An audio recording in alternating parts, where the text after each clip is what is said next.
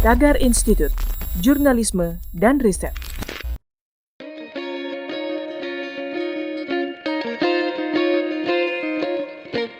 Halo Tagarians, para penonton Tagar TV dan juga pembaca Tagar ID, ketemu lagi sama saya, Kori Olivia. Hari ini saya ingin membacakan profil pilihan redaktur Tagar tentang pengacara Farhad Abbas yang mendirikan partai baru bernama Partai Negeri Daulat Indonesia atau Pandai. Selain mendirikan, Farhad juga menjadi ketua umum di partai baru itu. Tidak hanya Farhad, sejumlah tokoh juga masuk dalam struktur pimpinan pusat Pandai.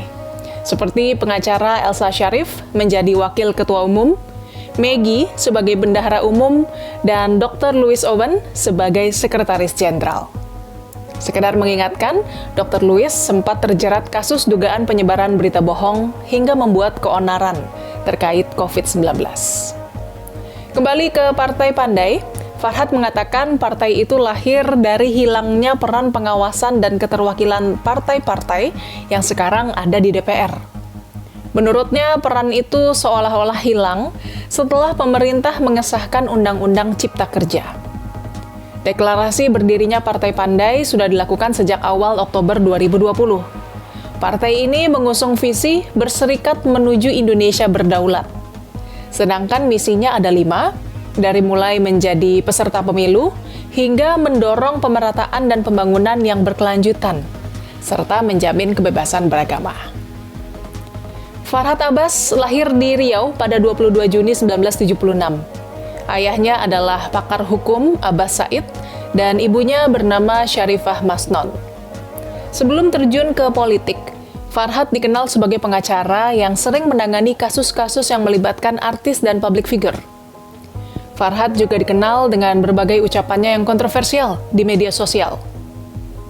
Seperti pada 9 Januari 2013, Farhad Abbas membuat komentar pada media sosial Twitter tentang kasus plat mobil Wakil Gubernur DKI Jakarta saat itu, Basuki Cahayapurnama alias Ahok. Sejumlah pihak menilai komentar Farhad bersifat rasis, sehingga ia dilaporkan ke Polda Metro Jaya oleh Ketua Persatuan Islam Tionghoa Indonesia, Anton Medan, dan juga pimpinan komunitas intelektual muda Betawi, Ramdan Alamsyah. Selain itu, pada November 2013, Farhad juga sempat bermasalah dengan anak-anak musisi Ahmad Dhani, yaitu Al dan El, karena kicauan Farhad di Twitter yang dianggap menghina Ahmad Dhani. Di tahun yang sama, Farhad juga mengampanyekan dirinya menjadi calon presiden dalam pemilu 2014 dengan slogan Aku Indonesia. Namun tidak ada partai yang meminangnya. Farhad juga tercatat sebagai calon anggota legislatif dalam pemilu 2014 mewakili daerah pemilihan DKI Jakarta 3, tapi tidak terpilih. Kemudian pada 2020, Farhad Abbas bersama advokat Andar Situmorang sempat saling melaporkan pengacara Hotman Paris Hutapea dalam kasus dugaan penyebaran konten video pornografi di akun Instagram milik Hotman. Hotman sendiri membantah adanya konten tersebut. Setelah bercerai dari istrinya, Nia Daniati pada tahun 2014, nama Farhad Abbas makin sering dilibatkan dengan sejumlah perempuan. Farhad pernah diisukan telah menikahi perempuan bernama Ani Muryadi yang berstatus sebagai seorang janda. Bahkan menurut rumor yang beredar, Farhad telah menikahi perempuan itu pada 19 Mei 2005. Dari kasus asmara, keduanya beralih pada persoalan tuntutan hutang piutang. Selain itu, Farhad juga dikabarkan pernah menikah dengan artis sinetron Kumalasari.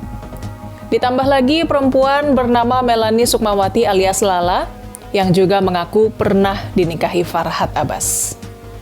Tagarians, demikian profil pilihan redaktur Tagar hari ini tentang pengacara Farhad Abbas. Subscribe YouTube channel Tagar TV dan klik loncengnya juga untuk mengikuti video menarik membahas topik terhangat hanya untuk Anda. Saya Kori Olivia, Tagar TV.